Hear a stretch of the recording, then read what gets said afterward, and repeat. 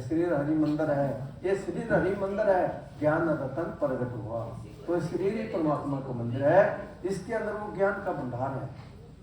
वो तभी प्राप्त होता है जब हम मेहनत करते हैं और वहां पहुंच जाते हैं। फिर आप क्या करेंगे, फिर आप जितने भी आपकी गुनें नरकों में पड़ी हुई है सबका उद्धार कर देंगे। आपके अंदर वो ऐसी बख्शिशें आ जाएगी, आप सारे संसार को सुखी कर सकते हैं। ऐसी ताकत है आपके अंदर, ऐसा कुछ है आपके अंदर। परमात्मा ने कोई कमी नहीं छोड़ी है, लेकिन कमी हमारी है। तो जब तक हम उस कमी को दूर नहीं करते तो दूर तो तभी होगी जब हम उस नाम को प्राप्त करेंगे और उस नाम का जाप करेंगे, तो फिर आपकी सारी कमियां दूर हो जाएंगी। फिर कोई ऐसी बात नहीं है। तो वेदों के अंदर भी, वेदों के एक छोटे से सिपाही में प्रमाण किया है, वेद सिद्धांत गोचर तम गोचरम गोविंदम परमानंदम सतगुरु प्रणामाभ्यम। तो वेदों के इस श्लोक में भी यही कह रहे हैं कि सतगुरु ही है जो हमें उस भवसागर से पार कर सकता है और हमें इस जीवन में सुखी कर सकता है और रोगों शोगों से बचा सकता है। और फिर ऐसी वस्तु आपको दे सकता है जिससे आप, ऐसी दवाई दे सकता है आपको जिसके द्वारा आप सदैव सुखी रहेंगे, यहाँ भी और आगे सुखी हो जाओगे, सदा के लिए सुखी हो जाओगे। तो वेद सिद्धांत मुतावली में एक और श्लोक में समझा रहे हैं, कूलम पवित्रम जननी कृतार्था वसुधारा पुण्यवती अपार शिव सागरे सिमलीनम परिभ्रमणी यस्य चेता। तो जिसका अपार चिदानंद घन आत्मा परमात्मा में लीन हो जाता है, फिर वो परमेश्वर जैसा ही बन जाता है। वो तो फिर उसमें उस परमात्मा की सारी बख्शिशें, सारे भंडार उसमें आ जाते हैं। फिर आपको किस चीज़ की कमी है, लेकिन हमारे पास समय नहीं, परमात्मा से मिलने का समय नहीं है हमारे पास। अभी तो हम कहते हैं हमें ऐसा काम पड़ा हुआ है, अभी ऐसा पड़ा हुआ है, अभी ऐसा काम है, उसी में लगे हुए हैं सारा दिन। लेकिन अगर उसका हम भजन सिमरन नियमित रूप से कर लें तो फिर कोई कमी नहीं है, कोई कमजोरी नहीं है। फिर आप वैसे ही बन जाएंगे, वही बन जाएंगे जो थे आप, जो थे आप पहले वही थे। लेकिन परमेश्वर ने क्या किया, इस संसार को बना करके और एक से अनेक हो गया। सब में मुझ में राम, तुझ में राम, सब में राम समाया। सबसे कर लो प्रीत जगत में कोई नहीं पराया, सबसे कर लो प्रीत जगत में कोई नहीं पराया। जितने संसार के प्राणी सब में एक ही ज्योति, एक बाग के पुष्प में सारे, एक माला की मूर्ति। फिर लड़ना किसने सिखाया, लड़ना तो संसार में सिखा दिया। फिर भाई ऐसा है, ऐसा करो, ऐसा करो, आप ऐसे बन जाओगे, ऐसा हो जाएगा। तो लेकिन उसने तो हमें लड़ना नहीं सिखाया, उसने तो यही कहा कि सबसे प्यार करो। Those how do not love cannot know God। जितनी परमात्मा की कायनात है सबसे प्यार करो। जितने भी हमारे धर्म हैं सब एक ही हैं, एक नूरते सब जग उपजा, कौन भले कौन मंदे। लोगा भरम ना कीजे, खालक में खलक, खलक में खालक माहे। सरपुरे ठाई माटी एक अनेक भांत कर साजी, साजी साजन हारे। ना कुछ पोंछ माटी के भांडे, ना कुछ पोंछ तुम्हारे। सब में सच्चा एक को सोई, जिसका किया सब कुछ होई। हुक्म पुसाने सोई जाने, बंदा कहिए सोई। तो वो चिदानंद सबके अंदर है, सबके अंदर है, लेकिन उसको जानने वाले बनो। अपने उस आंख को खोलो, उसको जानने वाले बन जाओ और फिर कोई कमी नहीं है। इसके लिए आपको कोई परिवार नहीं छोड़ना है, घर बार नहीं छोड़ना है या कुछ और नहीं करना है। बस आप बैठ जाओ, उसके लिए 1 घंटा बैठना है तो संसार को भुला करके अपने गुरु को याद करके बैठ जाओ। आपको पूरी बख्शिश मिलेगी, वो बख्शिश मिलेगी कि एक दिन ऐसा आएगा कि आप बगैर हाथों के, बगैर पाँव के आपकी उड़ान हो जाएगी। फिर ये शरीर नीचे रह जाता है, ये शरीर तो मिट्टी का है, इसने मिट्टी में मिलना है, इसका धर्म मिट्टी में मिलना है। लेकिन आत्मा निकल जाती है और वो अपने धाम को चली जाती है। और फिर जो मलिन आत्मा होगी उसको तो फिर नरकों में भी जाना पड़ेगा, कोई कहीं जाना पड़ेगा, कोई कहीं जाना पड़ेगा। लेकिन जब आत्मा परमेश्वर जैसी हो जाती है, फिर परमेश्वर में ही लीन हो जाती है, फिर वही हो जाती है, परमेश्वर ही बन जाती है। फिर न आना है न जाना है, फिर आनंददायक जीवन है, फिर आपके लिए बहुत सुंदर जीवन बन गया आपका। फिर किस चीज की कमी है? किस चीज की कमी नहीं है फिर। तो फिर आपका भोजन अमृत है, अमृत है आपका भोजन। अमृत कोई कहीं गुफा में नहीं रखा है या कहीं ऊपर आकाश में नहीं है, पाताल में नहीं है, अमृत आपके पास है। अमृत वेला सचनाओ दई चार कर्मिया कपड़ा नदरी मुक्त द्वार नानके में जानिए सब आपे ही सचार अपन जाए के तन हो आपे आप निरंजन सोई। तो अपने आप में आप ही है, लेकिन आपको अगर उस चीज का पता लग जाएगा, लेकिन उस विद्या को प्राप्त नहीं करना चाहते जो सारी विद्याओं की विद्या है। अध्यात्म विद्या सर्वधनम प्रधानम, सारे विद्याओं की विद्या है अध्यात्म विद्या, लेकिन उस विद्या को प्राप्त नहीं करना चाहते। कहते हैं जी मैंने तो पीएचडी की है, मैंने ऐसी डिग्री की है, मैंने ऐसी डिग्री की है। अरे जब इस संसार से जाओगे तो अनपढ़ बन जाओगे, फिर तो वो डिग्री यहीं रह जाती है। ये डिग्रियां स्थायी नहीं है, उस डिग्री को प्राप्त करो जो स्थायी है, जो स्थायी है, जो सदा सदा रहने वाली डिग्री है, वो है स्थायी। लेकिन हमें बहुत अहंकार आ जाता है, बड़ाई आ जाती है कि ऐसा है। बड़ाई जो है इंसान को गिरा देती है। जितनी निम्रता इंसान के अंदर है उतना ही बड़ा है, उतना ही बड़ा है। निम्रता आ गई तो सब कुछ आ जाएगा उसके अंदर। बड़े बड़ाई पाई के रोम रोम अहंकार, सतगुरु के परिचय बिना चारों वर्ण चमार। सतगुरु के परिचय बिना चारों वर्ण चमार। रोम रोम अहंकार करता है इंसान। तो अहंकार करने से क्या मिलता है? कुछ नहीं मिलता है। तो अहंकार तो इंसान को कभी भी नहीं करना चाहिए। अहंकार किस चीज का करना है? बड़े फूलों का हार डलवा लेते हैं, बड़ी जयकार कराते हैं, बड़े फूल अपने मत्थे टिकाते हैं। महापुरुष तो कभी नहीं कहते कि हमारे मत्थे टिको, लेकिन दुनिया मानती नहीं है। मत्थे कभी किसी को भी नहीं टेकने चाहिए।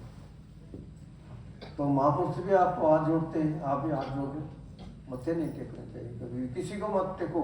आपके यहाँ कौन बैठा है? वही बैठा है चिदानंद, वही मालिक बैठा हुआ है आप सबके अंदर। और उसको जिसको नाम नहीं मिला है, जिसको कुछ भी नहीं मिला है, उसके चरणों में झुक रहे हो। तो उनका आदर सम्मान करना है, आदर सम्मान करो, हाथ जोड़ो प्यार से, अंदर से सच्चे हृदय से। तो फिर क्या कमी है? फिर कोई कमी नहीं है। तो हम बहुत, जब तक सत्संग नहीं मिलता तब तक हमें नहीं पता चलता। सत्संग बहुत बड़ी ऊंची चीज है। तो तभी रामायण जी के अंदर आपको एक चौपाई बताई थी कि गिरजा संत समागम समना लाभ कछुआन, बिन हरि कृपा न हुई सुगावी। जब तक हम किसी संत सदगुरु के चरणों में नहीं जाते हैं, और फिर अगर जाते हैं तो फिर हमारे ऊपर परमेश्वर की कृपा हो जाती है। कृपा हो जाती है तो फिर सब कुछ बन जाता है, फिर कोई कमी नहीं रह जाती। तो मन क्रम जतन जतिन अग जाई, सुने जो सत्संग श्रवण मन लाई। तो दूसरी चौपाई में कह रहे हैं कि मन क्रम जतिन अग जाई, सुने जो सत्संग श्रवण मन लाई। तो जो सत्संग में आता है और मन लगा करके जो सत्संग सुनता है, सत्संग में आए और चल पड़े, तो क्या मिलेगा फिर? तो उन्होंने भी कहा है कि सत्संग में आने वालों की भी 3 श्रेणियां हैं। पहली श्रेणी जो उत्तम है, वो सत्संग में पहले ही आ जाएंगे, सत्संग शुरू होने से पहले ही आ जाते हैं, और जब समाप्त हो जाएगा उसके बाद जाते हैं। और जो दूसरी श्रेणी है मध्यम, वो जब सत्संग शुरू हो जाता है तब आएंगे और खत्म होने से पहले ही चल पड़ेंगे। और जो निकृष्ट है वो तो तब आएंगे जब कोई आधा सत्संग हो जाएगा, फिर आएंगे और खत्म होने से पहले ही भाग जाएंगे। तो उनको क्या मिलेगा? पूरा लाभ तो तभी मिलता है, उसको मन लगा करके सुन लो कि क्या बोल रहे हैं। मन लगा करके सुनो, प्यार से सुनो कि इसका मतलब क्या हो। वो आपको पूरा बता देंगे कि हमारे जीवन का ध्येय क्या है, हमारे जीवन का उद्देश्य क्या है। वो आपको पूरा समझा देंगे। तो मन क्रम जतिन अग जाए, सुने जो सत्संग श्रवण मन लाए। तीर्थाटन साधन समुदाय, योग विराग ज्ञान ने बनाई। तो संसार में तो बड़े बड़े तीर्थ भी हैं, बड़ा कुछ है, लेकिन वहाँ क्या मिलता है? वहाँ कुछ नहीं मिलता है। वहाँ तो डड्डू भी है पानी में। तो पानी नहाने से क्या होता है? पानी नहाते मन की मैल ना जाए, मीन सदा जल में रहे, धोए वास न जाए। तो उसकी तो जो बदबू पड़ी हुई है उसमें मछली में हो ही नहीं जाती। तो कहते हैं कि हम तो एक गोता लगा कर के आए और हमारा काम बन गया, तो उससे कुछ नहीं होता। जब तक मैल मन की नहीं उतरती है तब तक कुछ नहीं बनता। तो उस मन की मैल तो तब उतरती है जब हम उस तीर्थ में जाते हैं, जो गिरजा समागम समूह लाभ कछुआन, उस समागम में जाते हैं। तो वहाँ सबकी सफाई कर देते हैं। और जो हमारे कोई इसी जन्म के या पिछले जन्म के कोई कर्म नहीं है, जब से हम आए हैं तब से हमारे कर्मों के भंडार लगे हुए हैं। दुनिया तो कहती है कि मैंने तो कोई कर्म नहीं किया। आप पानी पीते हो भी जीव है, भोजन खाते हो भी जीव है, फल खाते हो भी जीव है, कोई भी है। हवा लेते हैं तो हवा में कितने कीटाणु है जो हमारे अंदर चले जाते हैं। और इस भूमि के ऊपर कितने कीटाणु है, सुई की नोक रखो तो हजारों कीटाणु मर जाते हैं, हजारों जीव मर जाते हैं। फिर हम कौन सा अच्छा कर्म कर रहे हैं? तो उससे हम कैसे पूर्ण होते हैं? हमारे सारे धर्म ग्रंथ कहते हैं कि उससे आप तभी पूर्ण होते हैं उन कर्मों से जब आप 6 घंटे भजन करते हो। किसी भी धर्म ग्रंथ में पढ़ लो। तो जब हम 6 घंटे भजन कर लेते हैं तो फिर तभी हमारा जीवन सफल होता है, उससे छुटकारा होता है। लेकिन संत महापुरुष तो यही कहते हैं कि चल ठीक है, आप अगर मेरे दादा गुरुदेव परदादा गुरुदेव आए सावन सिंह जी महाराज, तो उन्होंने तो ये कहा भाई 6 घंटे भजन करो आप। और उसके बाद सावन सिंह जी आए, सावन सिंह जी ने भी यही कहा कि आप 4 घंटे भजन कर लो। महाराज ठाकुर सिंह जी आए, उन्होंने 3 घंटे बताया। दास तो आपको ये भी कहता है कि आप अगर प्रतिदिन सवेरे बैठ जाओ, दिन में कभी टाइम मिल गया बैठ जाओ, रात को बैठ जाओ, आप 3 घंटे भी भजन कर लें तो आपका काम बन जाएगा। और उसमें क्या है, अगर 20 लोग बैठ जाते हैं, 20 लोग इकट्ठे बैठ जाते हैं, 1 घंटा आप भजन करते हैं तो 20 घंटे का फल आपको मिल जाएगा। 20 घंटे इकट्ठे बैठ करके 20 घंटे का फल मिलता है, इतना लाभ है। तो लेकिन फिर भी हम ये काम करते नहीं है। और फिर इसमें क्या है, आपको आनंद है, जब बैठ गए तो क्या आनंद लगा हुआ है, क्या आनंद लगा है। आपको टीवी में देख रहे हैं, टीवी क्या है, उस टीवी को खोलो, उसको देखो, उसमें आपको किसके दर्शन हो रहे हैं। दर्शन करने से दर्शन बेंटे पाप सब नासे, दर्शन बेंटे पाप सब नासे, हर्षो देहि मिलाई, मेरा गुरु परमेश्वर सुखदाई, पार ब्रह्म का नाम गढ़ाए, अंते वो सुखाई, सगल दुख का डेरा बना, संत धूल मुख लाई, पतिते पुनीत किए खिल भीतर, अज्ञान अंधेर बन जाए। तो पतितों को जो बहुत बड़े महान पापी थे उनको भी पुण्यवान बना दिया। तो तभी उसने कहा कि मेरा गुरु परमेश्वर है, मेरा गुरु परमेश्वर है जिसने हमारे सारे कर्मों का धुलाई कर दी और पवित्र बना दिया, सुखदायक बना दिया, आनंददायक बना दिया, और आपको वो आनंद दे दिया, वो आनंद दे दिया। तो तभी गुरबाणी भी कह रही है कि आनंद सुनो बड़ भागियो, आनंद सुनो बड़ भागियो, सगल मनोरथ पूरे। क्या अगर उस आनंददायक वाणी को आप सुनते हैं तो आपके सारे मनोरथों की पूर्ति हो जाएगी, सारे काम बन जाएंगे। आप आनंद सुनो बड़ भागियो, सगल मनोरथ पूरे, पार ब्रह्म प्रभु पाया उतरे सगल सूरे, दुख रोग संताप उतरे, सुनी सच्ची वाणी, संत साजन वैसर से पूरे गुरते जाने। सुनते पुनीत कहते पवित्र सतगुरु रैया पर पूरे। तो फिर जब उस सच्ची वाणी के साथ हम जुड़ जाते हैं तो फिर आप सबके सारे कर्मों की धुलाई हो जाती है और वो आनंद लग जाता है, वो आनंद लग जाता है। फिर रोम रोम रस कीजिए ऐसी रसना होए, दादू प्यासा प्रेम का प्रभु बिना तृप्ति का। तो वो आनंद है ये आनंद नहीं चाहिए किसी को, ऐसा आनंद नहीं चाहिए। तो दुनिया में क्या क्या है, यहाँ तो दुखी दुख है, यहाँ तो सुखी कोई नहीं है, सब दुखी है, सुखी कोई नहीं है। दे दर सुखिया कोई ना देखा, जो देखा सो दुखिया हो, सब दुखी है, एक ना एक दुख न सबको, सुखी हर को दास, सुखी वही हुआ है जो परमेश्वर का दास बन गया, सुखी वही हुआ, बाकी सुखी कोई नहीं हुआ है। सब ऐसे ही दुखों में आए और दुखों में चले गए, और फिर भी वहाँ भी दुखी दुख है, सदा के नरकों में पड़ना पड़ेगा, दुख झेलने पड़ेंगे। वहाँ तो ऐसी ऐसी यातनाएं है कि वहाँ बड़े बड़े पक्षी बड़ी बड़ी चोंचों वाले आंतें निकालते हैं इंसान की, उससे टुकड़े टुकड़े करते हैं, कोई फिर सिलने वाला है, कोई सिल रहे हैं, और फिर उनको और कोई यातना, बड़ी बड़ी यातना दी जाती है, वहाँ बड़ा दुख झेलना पड़ता है। लेकिन हम विचार नहीं करते, हम एक कान से सुन भी लेते हैं और उसको निकाल देते हैं कि भाई हाँ ठीक है।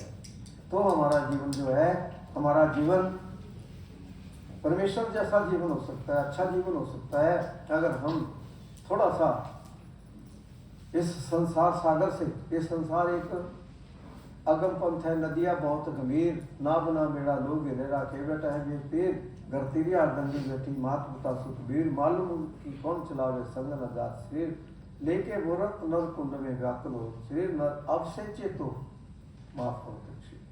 तो ये संसार एक ऐसा भवसागर है, इसमें सभी गोते खा रहे हैं, और फिर जिस भवसागर को अभी पार करना है उसको तो पार कोई कर ही नहीं पाया, सब वही गोते खा रहे हैं, वही गोते खा रहे हैं। तो उससे तो हम तभी निकलेंगे, जैसे हमारे एक श्लोक में फरमान किया है, उसमें बड़े सुंदर ढंग से समझा दिया, हरि अति पापानी दुष्चिते रपि समृता, दुष्ट चित प्राणी भी अगर उस सच्चे नाम का एक बार भी सुमिरन कर लेता है, एक बार भी सुमिरन कर लेता है, वो भवसागर से पार हो जाता है। ये ऐसी नौका है इसके ऊपर सवार हो जाता है, तो भवसागर से पार हो जाता है। तो अगर हमने वो काम नहीं किया तो फिर हमें पछताना पड़ता है, तो इसलिए हमें उस चीज की जरूरत पड़ती है। अब परीक्षित था, उसके तो धर्म चारों चरणों में पूर्ण था, लेकिन अगर गुरु नहीं मिला तो कुछ नहीं मिला, तो जीवन बेकार चला गया। तो फिर वो बड़ा दुखी था, और वो समय आया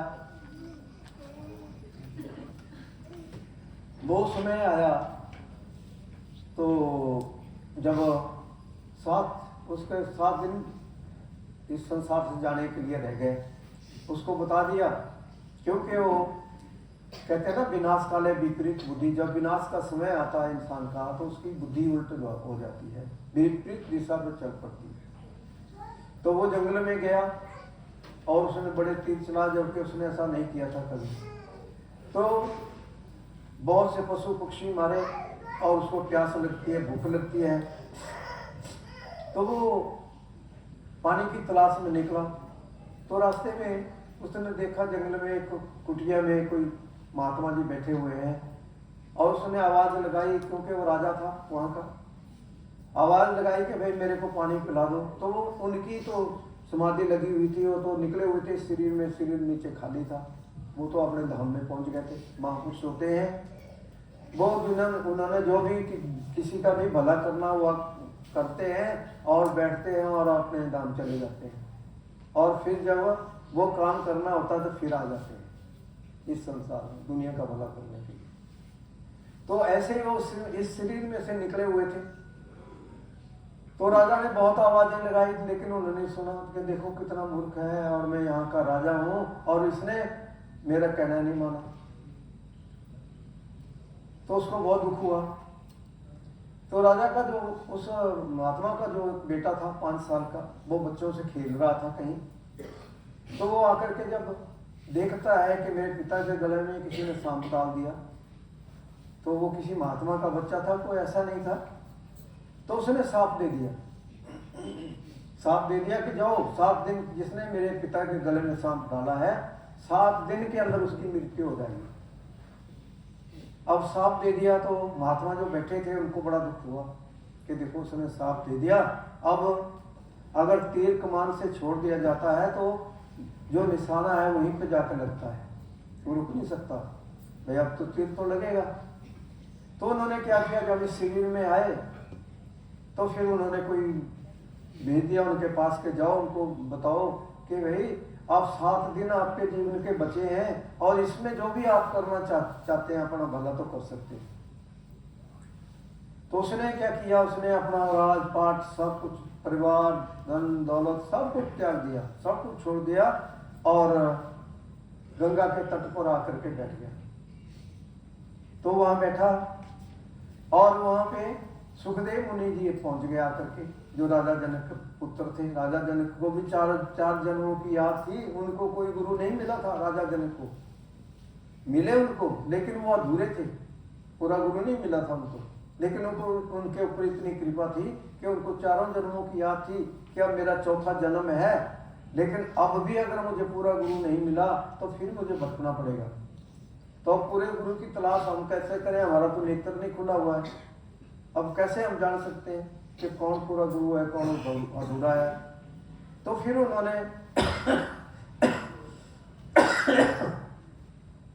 फिर उन्होंने जो है तो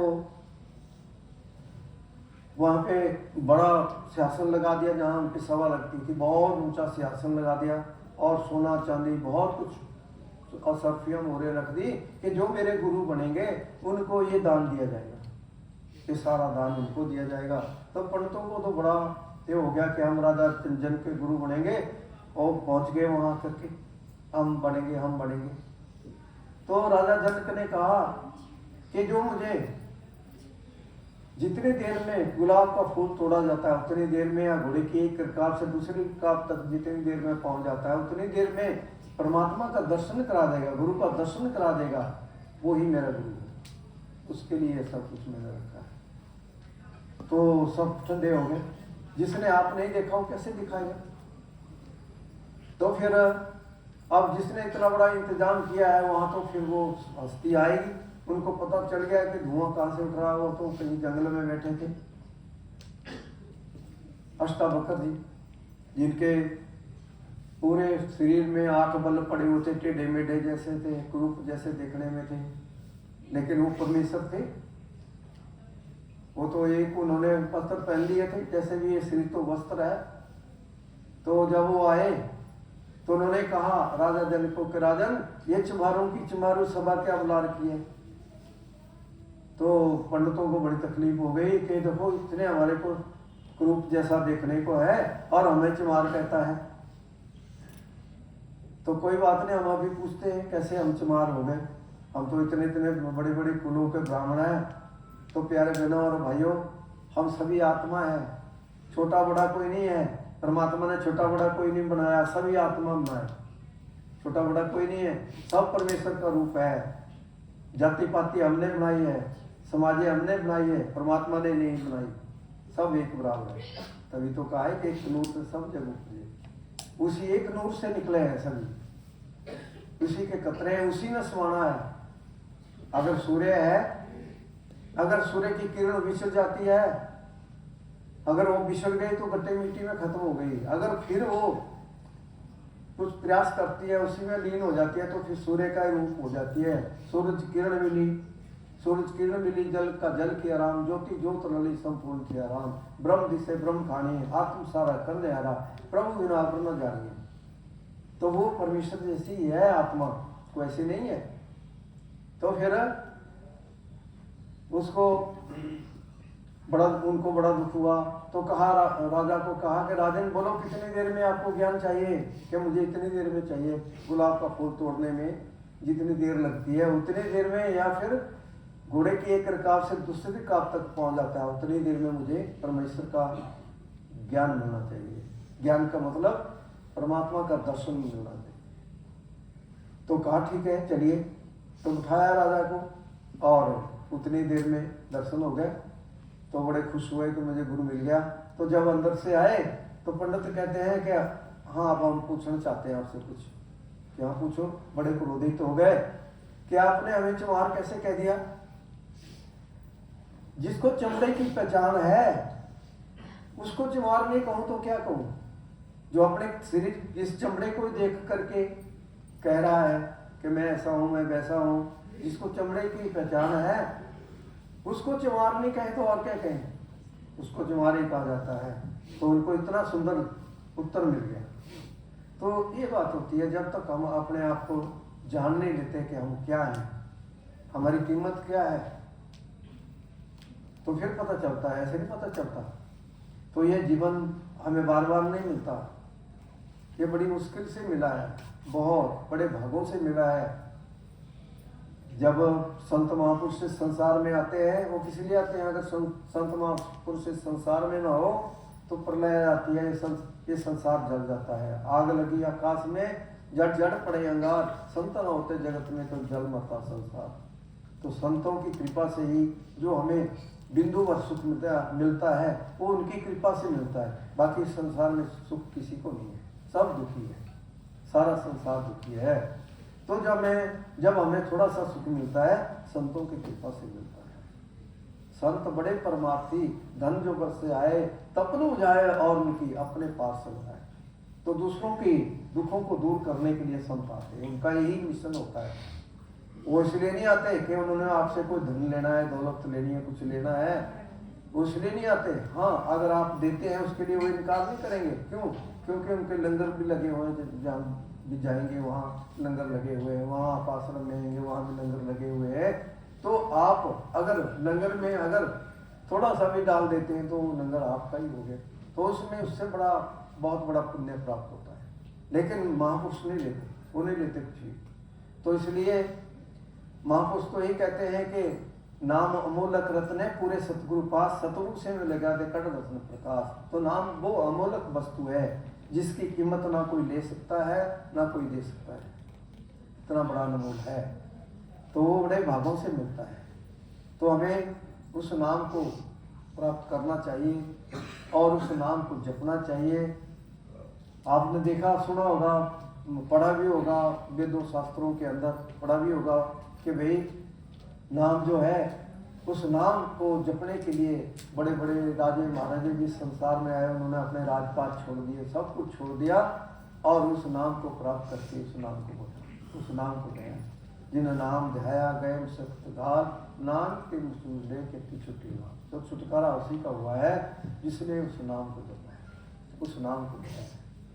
तो नाम जो है ये बड़े भगवत से मिलता है। नाम क्या चीज़ है? नाम परमेश्वर है, वो है आपके अंदर, लेकिन प्रकट तभी होता है जब गुरु मिल जाता है। पहले दिन ही बता करके आपको उस रास्ते के ऊपर डाल दिया जाता है। आपके अंदर परमेश्वर प्रकट रूप में आप दर्शन कर सकते हैं पहले दिन ही। और फिर रोज करो, जितनी कमाई करेंगे। अगर कोई ये कहे कि भाई मुझे ऐसे ही मिल जाए, तो ऐसे नहीं होता, कमाई तो करनी पड़ती है, चलना तो पड़ेगा। तो चलेंगे तो आपको अवश्य मिलेगा, नहीं तो कैसे मिलेगा? ऐसे नहीं मिलता। तो हमें जो है वो नाम प्राप्त कर लेना चाहिए और बुरी चीज़ें त्याग देनी चाहिए जो हम बुरी चीज़ें प्रयोग करते हैं। परमात्मा ने तो आपको हीरे जैसा जन्म दिया, हीरा जन्म में अपना विषयों में क्यों गवाया? हीरा जन्म में अपना विषयों में क्यों गवाया? कभी ये ना सोचा तुमने मैं क्यों यहाँ पे आया? क्यों लुटा दिया श्वासों का एक जन्म? तो कितने सुंदर श्वास परमात्मा दिए हैं और वो ऐसे ही आप अर्थ में जा रहे हैं। तो श्वास हर नाम जब व्यर्था श्वास मत हो, ना जाने ये श्वास फिर होना हो, फिर क्या पता ये श्वास होंगे या नहीं होंगे, मिलेंगे या नहीं मिलेंगे। तो जो श्वास चले गए वो फिर दोबारा नहीं आते, क्योंकि श्वास भी गिनती से मिलेंगे, ये गिनती से मिले हैं। जितने श्वास मिले हैं उतने ही लेने पड़ेंगे। तो श्वासों का भी हिसाब है हमारे। तो बैठक 12, चलत 18 और सोवत 24 और खावत 30, बोगत 60। तो जहाँ 120 आपके 10 मिनट में श्वास खत्म होते हैं, तो भोगों के अंदर हमारे 600 श्वास खत्म हो जाते हैं। तो 480 श्वासों का घाटा कहाँ से पूरा करेंगे? कभी सोचा है? बस चल रहे हैं, ऐसे चल रहे हैं और इतने घाटे में जा रहे हैं।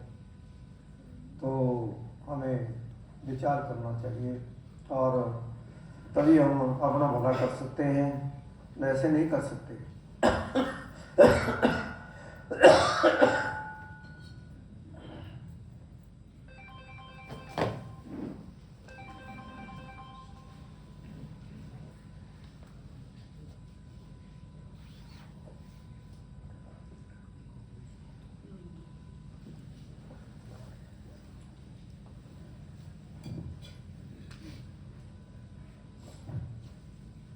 तो प्यारे बहनों और भाइयों, दास साहब से अर्ज कर रहा था कि एक दिन सभी को जाना इस संसार से, कभी जाएंगे तो कोई सिंहासन के ऊपर बैठ करके इधर जाएंगे, कोई संसार से फिर रोते हुए जाएंगे। जब यमराजा आन पड़ोगे, नेक तरत नहीं धीर, मुंगरी मार के प्राण का सत नैनन भरा है वीर, नाग न डरा लोग नेरा खेवट है वे पेर, करतिरिया रंग बेटी मात पिता सुतवीर वीर, मालूम लो कि कौन चलावे संग न जात श्री, लोके लेके भरत नर फंड में व्याकुल स्त्री, नर अवश्य चेतो माफ हो तक। तो अगर हम अभी से चेत जाएं और अभी से उस चीज को प्राप्त कर लें तो फिर धोखा नहीं रह जाता। तो धोखा तब तक है जब तक हम उससे दूर बैठे हुए। जब हमें सर्दी लग जाती है, बहुत बड़ी कड़कती हुई सर्दी पड़ रही होती है, तो आप अगर अग्नि जल रही है तो जितना उसके पास जाते हैं उतनी हमारी सर्दी उतरती जाती है, उतनी उतरती जाती है। जब पास पहुंच जाते हैं तो बिल्कुल सर्दी उतर जाती है। उसी प्रकार से जिस दिन आप, अभी आपको नाम मिल जाएगा, अभी थोड़ी दूरी है, लेकिन जितना आप निंदित पहुंचते जाएंगे उतने आपके जो है रोग शोध सब उतरते चले जाएंगे। और एक दिन जब पहुंच जाते हैं तो बस फिर आनंददायक जीवन हो गया, सुखदायक जीवन हो गया। फिर क्या है, फिर कोई ऐसी बात नहीं कि आपको कुछ करना पड़ेगा। दुनिया कहती है जी चलो हम कर्म धर्म कर लेंगे और फिर हमारा पार उतारा हो जाएगा। कर्म धर्म करने से किसी का पार उतारा ना हुआ ना हो सकता है, कुछ नहीं होता है, क्योंकि जिससे हम ले रहे हैं उसी को दे रहे हैं, उसी को दे रहे हैं। क्योंकि जो भी हम ले रहे हैं उसी का है, हमारा कुछ नहीं है, मेरा मुझ में कुछ नहीं। जो कुछ है सो तेरा, तेरा तुझको सौंप के क्या ला देगा। तो ये सब कुछ उसी का है, एक एक श्वास आ रहा है, तुम हो सबके प्राणपति, तो हमारे प्राणों का आधार होती है, वो मालिक है। लेकिन हमने उसको हाजिर नाजिर नहीं किया, उसको जाना नहीं, उसको समझा नहीं, तो फिर कैसे क्या होगा, फिर कुछ नहीं होगा। तो उसको जानने के लिए ही हमें ये मनुष्य लाभ मिला है। ईश्वर अंश जीवा विनाशी चेतन आनंद सह सुखरासी। तो ये परमात्मा की अंश है। ये जब हम उसको जान लेते हैं तो ये सुखों की खान बन जाती है। तो फिर कोई कमी नहीं रह जाती, कोई कमजोरी नहीं रह जाती। शीलवंत सबसे बड़ा सर्वरत्न की खान, 3 लोक की संपदा रही शील में। तो जो सहनशील हो जाता है, धीर हो जाता है, गंभीर हो जाता है, उसमें सब कुछ आ जाता है। फिर उसमें कोई कमी नहीं रह जाती। तो कमी तब तक है जब तक उससे दूर बैठे हुए हैं। तो कमी हमारी तब दूर होती है जब हम उसके पास पहुंच जाते हैं। तो उसके पास जाकर के ही हमें सुख मिलता है। उसको प्राप्त करने में ही सुख है, उसको जानने में ही सुख है, ऐसे सुख नहीं है। तो दास आपको थोड़ी सी एक बात बता रहा था कि परीक्षित को जब 7 दिन उसकी मृत्यु के रह गए तो फिर उसको बता दिया गया कि 7 दिन के बाद आप चले जाएंगे। तो देखो जब पता चल जाता है कि भैया अपना उपाय कर लो, उन्होंने बता दिया, तो अध्यात्म विद्या जो है उसको ग्रहण करो, उससे ही आपको लाभ मिलेगा। क्योंकि उस विद्या को प्राप्त करने से कुछ भी आपको पढ़ा नहीं रह जाएगा। विद्या ददाति ज्ञानम, तो उस विद्या का ज्ञान व्यंत लाभ है। जब उस विद्या को प्राप्त कर लेते हैं तो सब कुछ पाया हुआ हो जाता है। तो फिर वो जब वहाँ बैठ गया तो फिर उसको सुखदेव मुनि जी मिले, तो उन्होंने बिठाया, थोड़ी सी तवज्जो का वार दिया और उनके अंदर प्रकाश हो गया और अनहद शब्द महावाक्य नित्य निरंतरावाद गति से चलना शुरू हो गया। और वही चीज़ आज आज आज आपको भी मिलेगी, वही चीज़ आपको भी मिलेगी। और देखो फिर नज़ारा इसका, कितना आनंद मिलता है, कितना सुख मिलता है। और वो बाजे हर घड़ी हर पल बजते रहेंगे और आपका वो आनंद लगा रहेगा। लेकिन जितना आप पढ़ाएंगे उस हर शब्द को जब तक आप पकड़ते नहीं, वहाँ तक नहीं पहुँचते, तब तक हम जो है अभी थोड़ा पीछे हैं। लेकिन जब सार शब्द को पार पकड़ लेंगे तो फिर सब कुछ पाया हुआ हो जाता है। सार शब्द को जाने बिना कोई न उतरे पार, नेम धर्म आचार तक पूजा पाठ अवतान करे और मन में करे जुमान, नाम निष्फल जाते सुख। तो सार शब्द को पकड़ना है। तो सार शब्द तक आप पहुँच गए तो आपके सारे काम सफल हो गए। फिर किस चीज़ की कमी नहीं है, किस चीज़ की कमजोरी नहीं है, फिर आपका जीवन सफल है। तो जितने भी पूर्ण महापुरुष आए तो उन्होंने वही, उनको वही चीज़ दी, वही इसी चीज़ को जो है वो देते हैं और उसको लेकर के फिर हम सुखी हो जाते हैं। सब आपके लिए सुखी है, यहाँ भी और आगे भी सुखी है। क्योंकि आपका रक्षक फिर आपके पग पग आपके साथ, धोखा नहीं हो सकता। फिर कोई धर्मराज के दूत नहीं आ सकते। फिर आएगा तो वही लेने के लिए आता है, गुरु लेने के लिए आता है। फिर वो बाजे बजते हैं, वो आनंद होता है जिसका वर्णन। तो ऐसी चीज़ है। तो ये चीज़ तो आज ये आप ले सकते हैं, लेकिन ये कमाई का मजबून होता है। इसके लिए अगर आप मान लो 5 बजे भी बैठ जाते हैं, 6 बजे भी बैठ जाते हैं, घंटा 1.5 घंटा बैठ जाते हैं, तो देखो फिर आप कितना आनंद लगेगा, कितना सुख मिलेगा। उतना का समय रात को लगा लो, 1.5 घंटे रात को लगा लो, 3 घंटे हो जाते हैं। 3 घंटे का भजन करना बहुत बड़ा पुण्य की बात, बहुत बड़ा। तो ये कर लो और फिर इससे ही हमारे सारे काम बनने शुरू हो जाते, फिर कोई कमजोरी नहीं रहती। तो ये चीज़ है। तो समय बहुत हो गया होगा, तो इसलिए अभी दास अपनी वाणी को विश्राम देगा। और इतना ही अगर हमारे समझ में बात आ जाए तो हम अपने जीवन को महान बना सकते हैं, इस जीवन को महान बना सकते हैं। बिन गुरु दाते कोई ना पाए, जे लख कोटि कर्म कमाए, गुरु के बगैर कोई नहीं पा सकता। गुरु की जरूरत पड़ती है। बच्चा स्कूल में जाएगा तो फिर कैसे पढ़ेगा। तो इसलिए हम आज कुछ ना कुछ लेकर के जाएं और अपने जीवन को धन्य बनाएं। तो इसी के साथ दास आपसे क्षमा चाहता है। और इस नाम को लेने के लिए थोड़ी सी एक शर्त होती है, वो तो पीछे जो किया आपने वो आपको क्षमा हो गया। आगे के लिए उन चीज़ों को छोड़ देना है, मांस मछली मीट अंडा और नशा पता है सब छोड़ देना है, तभी नाम मिलता है। ऐसे नाम नहीं देते, ऐसे नाम नहीं दिया जाता है, तभी नाम मिलेगा आपको। या आज ही आपको त्यागना पड़ेगा अगर कोई लेते हैं। लेकिन इससे पीछे जो किया वो आज क्षमा हो जाएगा। तो अगला जो प्रोग्राम है वो आपको प्रबंधक बता देंगे। सतगुरु दर्शन।